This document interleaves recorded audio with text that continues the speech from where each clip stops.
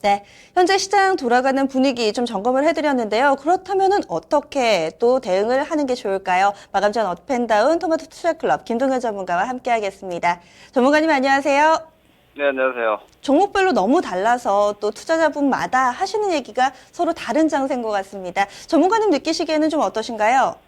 네, 일단 뭐 오늘 시장 같은 경우는 지난주에 삼성전자로 인한 왜곡 현상은 조만간 정상화될 것이다 이렇게 말씀을 드렸는데 뭐 그런 과정이라고 보시면 될 것 같습니다. 그렇기 때문에 제가 소위 뭐 인덱스 렉이라고 말씀드렸는데 삼성 쪽에서의 어떤 강력한 재료들로 인해서 시장 지수에서 삼성전자를 포함하는 시가총액 상위권 대형 삼성 관련 종목군들의 상승이 나머지 종목들을 좀 밀어놨었죠.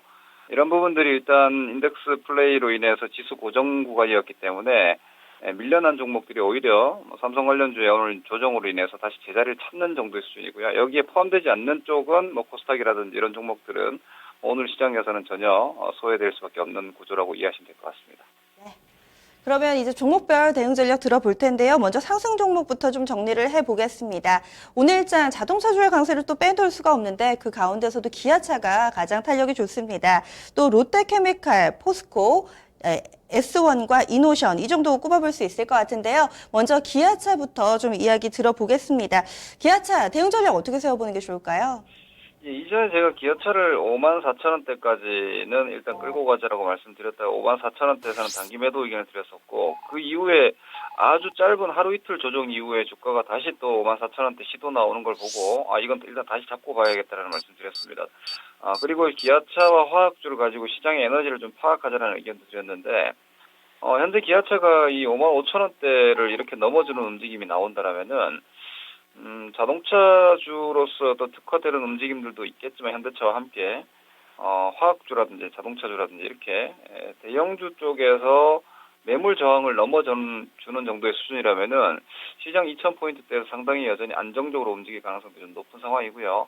현재 위치에서 기아차를 추격 매수하자는 의견은 아닙니다. 보유자분들 같은 경우는 여전히 또다시 2차적인 저항 가격이 될 수 있는 6만 원대 정도를 타겟으로 놓으시면 되겠지만 이 기아차가 55,000원을 이렇게 넘어졌다라는 관점에서는 대형주 시가총액 상위 대형주가 큰 매물대를 이렇게 가볍게 넘어주는 시장, 과연 이 시장이 1,800에서 2,000까지 올라왔다고 해서 쉽게 조정을 받을까에 대해서 오히려 좀 시장에 대한 방향성 내지는 에너지 자체를 좀 좋게 볼 수 있는 상황이 아닌가라고 보여지기 때문에 이런 부분들을 보시면서 대형주나 혹은 뭐 추세형 종목들에 있어서 전략 자체를 조금 더 기대치를 높이면서 가져가셔도 되겠다 이 정도 보시면 될 것 같습니다.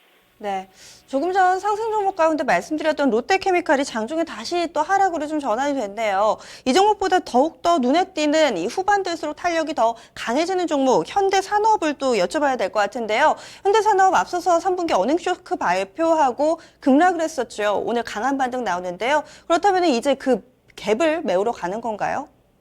일단 현대산업 같은 경우는 5만 원대, 5만 5천 원대가 이탈이 되면서 좀 지켜줬어야 되는 자리가 일단 하락했다, 이탈됐다라고 보시면 될 것 같습니다. 당일로는 5% 올라와 있지만 현재 현대산업의 주가의 방향 자체는 아래쪽으로 방향을 좀 잡은 상황이고요. 여기서 잘 버틴다 하더라도 5만 5천 원대 정도를 저항으로 하는 박스가 당분간 나오지 않을까 예상되기 때문에 무리한 추격 매수를 하신다거나 혹은 고가 매수 하신 분들이 큰 기대감 가져가시기 좀 힘들지 않나 싶습니다. 그나마 다행인 부분은 월봉상의 어떤 장기 라인은 이번에 45,000원대에서 일단 잡아줬다라는 관점에서 보면 45,000원에서 하락에 대한 1차적인 저지선은 확보되어 있지만 추가 수익을 더 확장할 수 있는 구간이 아니기 때문에 55,000원 정도를 타겟으로 놓고 오히려 갭을 메꾼다는 매도 관점 접근이 바람직해 보입니다. 네. 이번에는 포스코도 오늘장 상당히 좀 눈에 띄더라고요. 강세 원인과 함께 현재 구간에서의 대응 전략도 주시죠. 네, 일단 지난번에도 말씀드렸지만 또 싸지면 또 사면 된다 이렇게 말씀드렸습니다. 어차피 그 하락 가격에 대한 밸류에이션 클라이막스는 좀 지나지 않았나, 할인에 대한 클라이막스는 좀 지나지 않았나 싶기 때문에 이런 가치주 같은 경우는 기대 수익률을 높게 잡으시면 기간을 아주 길게 뽑아야 되기 때문에 그런 투자가 가능하신 분들은 이번에 또다시 18만 원을 찬스를 줬기 때문에 19만 원 이하에서는 여전히 가치 투자적 관점에서는 공략이 가능하다고 보시면 될 것 같고요. 가격 보고 사신 분들, 싸게 사신 분들은 이 정도 한 10%대 수익률에 만족하지 마시고 좀 더 높은 가격대를 보시면서 여유 있게 가져가셔도 될 것 같습니다. 네. 이번에 하락으로 넘어가 보겠습니다. 오늘 하락 쪽에서 가장 이슈가 됐던 SK는 또 여쭤봐야 될 것 같고요. 한국사이버결제, CJ ENM, 삼성 SDI, 한화테크윈 정도가 오늘 장에서 다소 좀 부진합니다. 먼저 SK 보겠습니다. 회사 측에서 아니라고 밝혔는데도 주가가 원점으로 가지를 못합니다. 그 원인 어디 있다고 보시는지, 그리고 또 들고 계신 분들은 어떻게 대응하는 게 좋을까요?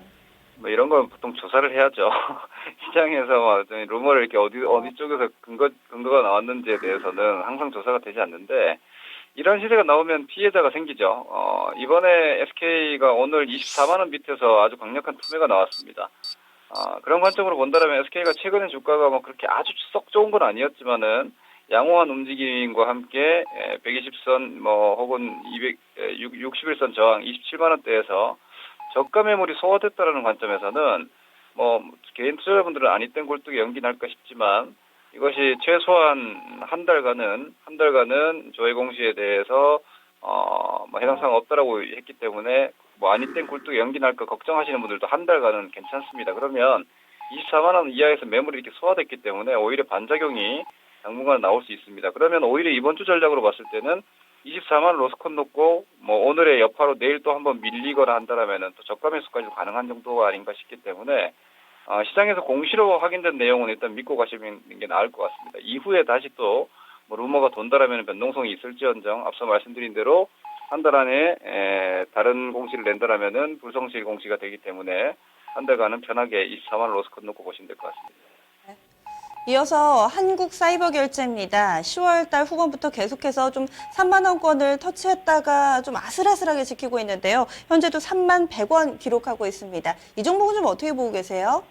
네, 일단 핀테크 쪽에서 처음에 사실 핀테크가 인터넷 전문 은행이 아니라 결제주 쪽에서 작년부터 일단 시세가 붙었었습니다. 그런 구간에서 한국사이버결제 같은 경우는 가장 선두권에 있었고 가장 좋은 시세를 냈던 종목입니다.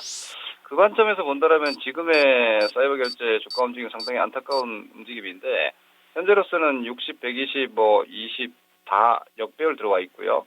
그리고 중기적으로 올해 박스 하단 레벨인 3만 원 여기가 무너지게 되면은 이제 최소한 올해 산 사람들은 다 물려버리는 겁니다. 그렇게 된다면 매물 강도가 더 강해질 수 있고, 그리고 핀테크 쪽이라든지 혹은 결제 쪽에 대한 실적 기대감으로 인해서 주가가 좀 많이 할증받고 있는데, 그 할증의 기준이 무너지는 겁니다. 성장주는 할증해줄 때가 좋은 겁니다. 그 성장을 훨씬 더 좋게 반영하면서 주가가 높을 때 그 성장에 대한 시세가 나는 거지, 성장주가 싸지기 시작한다거나 혹은 비싼 구간에서 밀리기 시작하면은 지지선 잡는 게 좀처럼 쉽지 않기 때문에 3만 원에 대한 관리와 함께 역발상으로 본다면은 아직까지는 핀테크도 살아있는 모멘텀이 될 수 있고, 그리고 결제 시스템 같은 경우는 아직은 성장성으로 인한 실적이 유효하기 때문에 3만 원대에 대한 구조적인 로스컷 기준 잡고 박스권 트레이딩 정도 한번 노려보시든지 둘 중 하나 택하셔야 될 것 같습니다.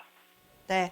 그리고 하나 더 보겠습니다. 코스닥 시총 상위 종목 가운데 CJ ENM인데요. 어제 CJ 그룹주 같이 오를 때 이 종목 좀 오르나 싶더니 하루 만에 다시금 하루 하락 전환입니다. CJ ENM은 어떤 관점에서 보세요?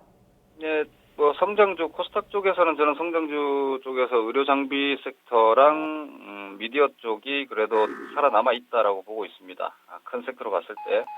그런 어떤 미디어 쪽에서 가장 대장 역할을 하는 종목이기 때문에 CJ ENM은 사실 제약주라든지 혹은 바이오 헬스케어, 화장품주, 중국 소비주 다 꺾였죠. 올해 상반기 이후에. 그런데 CJ ENM은 지금 아직까지 버텨내고 있는데 강한 건 아름다운 겁니다. 아직까지 버티고 있다는 건 그만큼 강한 것이고, CJ ENM은 8만 원이 무너지지 않으면은 끝끝내 살아남지 않을까 싶습니다. 그렇기 때문에 주도주 내지는 성장주에 대한 포지션을 강하게 가져가시는 분들의 경우에는 지금도 좋은 종목들이 있지만 기존의 종목 내지는 주도주에 대한 추가적인 리드를 생각하시는 분들은 CJ ENM 8만 원을 지속 모니터링 하시면서 8만 원 무너지지 않는다라면은 CJ ENM을 필두로 해서 미디어 섹터들은 계속해서 살아나갈 수 있다라는 관점 접근하시면 될 것 같습니다. 네, 오늘은 약하지만 그래도 조금은 더 긍정적인 관점에서 지켜볼 필요가 있다라고 판단해 주셨는데요. 코스닥 지수가 막판에 힘을 내면서 다시금 상승 전환, 현재 양시장에 빨간불 켜고 있습니다. 남은 시간은 어떻게 활용해 볼까요? 예, 시장 지수는 뭐 이번 주가 일단 11월 첫 주고 다음 달이 좀 더 중요한 주간이고 이번 주부터 이제 미국 지표들도 좀 가중치가 올라가는 구간입니다. 그래서 긴장도는 분명히 있지만 제가 볼 땐 질적으로는 상당히 좋은 시장인 것 같고요. 위쪽으로 여기서 뭐 한 50포인트, 2100 가든지 혹은 아래쪽 50포인트 한 2000 가든지 그 정도의 변동은 추세 변곡이 아니기 때문에 올라간다고 해서 더 좋은 것도 아니고 내려간다고 해서 무서워할 필요도 없는 구간이기 때문에 지수에 대한 스트레스는 좀 내려놓으시고 종목에 대한 대응을 적극적으로 하시면 될 것 같습니다. 다시 말해서 종목 대응이라는 것은 종목이 좋은데 시장 때문에 팔지 마시라는 얘기고요. 반대로 종목은 나쁜데 시장 지수가 양호하기 때문에 매도를 망설여서도 안 된다는 겁니다. 그게 바로 종목별 대응이라는 관점에서 보면 지금처럼 시장 지수 애매할 때 개인 투자자분들이 오히려 시장 지수를 보고 판단을 하시는데 그 반대 전략으로서 시장 지수를 좀 내려놓고 종목에 좀 집중하시면 될 것 같습니다. 네, 말씀 고맙습니다. 네, 고맙습니다. 마금전 업앤다운 토마토 투자클럽 김동희 전문가와 함께했습니다.